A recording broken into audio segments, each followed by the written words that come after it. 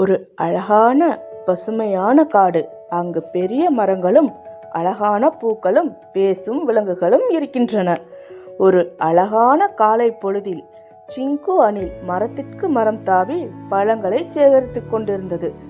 அப்போது காட்டின் நடுவில் இருந்த ஒரு பெரிய ஆலமரத்தின் அடியில் பளபளவென ஏதோ ஒன்று மின்னியதை பார்த்தது. சிங்கு கீழே இறங்கி வந்து பார்த்தபோது அது ஒரு அழகான சிவப்பு நிற தொப்பி. அதை தொட்டவுடன் ஒரு மெல்லிய இசை கேட்டது. சிங்கு அதை தன் தலையில் வைத்துக் கொண்டது. சிங்கு மனதில் நினைத்த ஒரு சுவையான மாம்பழம் உடனே சிங்குவின் கைகளில் வந்து விழுந்தது. என்ன ஒரு ஆச்சரியம்! இது ஒரு மந்திர தொப்பியாட்டா இருக்கிறதே என்று நினைத்து கொண்டது. சிங்கு அந்த தொப்பியை தவறாக பயன்படுத்தவில்லை.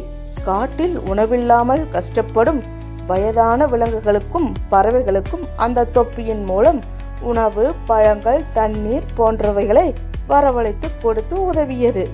சிங்குவின் இந்த குணத்தை கண்டு காடே அவனை பாராட்டி கொண்டாடியது. இதை பார்த்து கொண்டிருந்த மிக்கி குரங்குக்கு பொறாமை ஏற்பட்டது.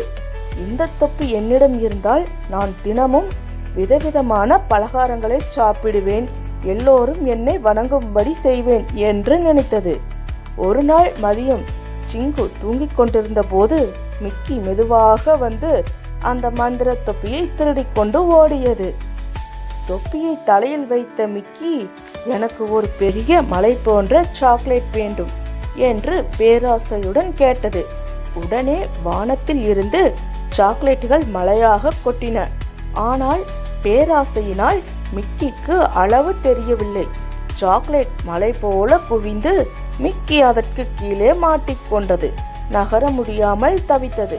காப்பாற்றுங்கள், காப்பாற்றுங்கள் என்று அலறியது.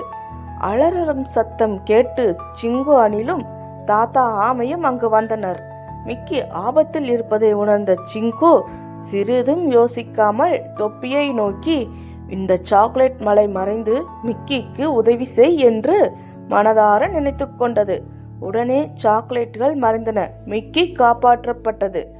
தன் தவறை உணர்ந்த மிக்கி சிங்குவிடம் அழுது மன்னிப்பு கேட்டது. பேராசை பெருநஷ்டம் என்பதை புரிந்து கொண்டேன்.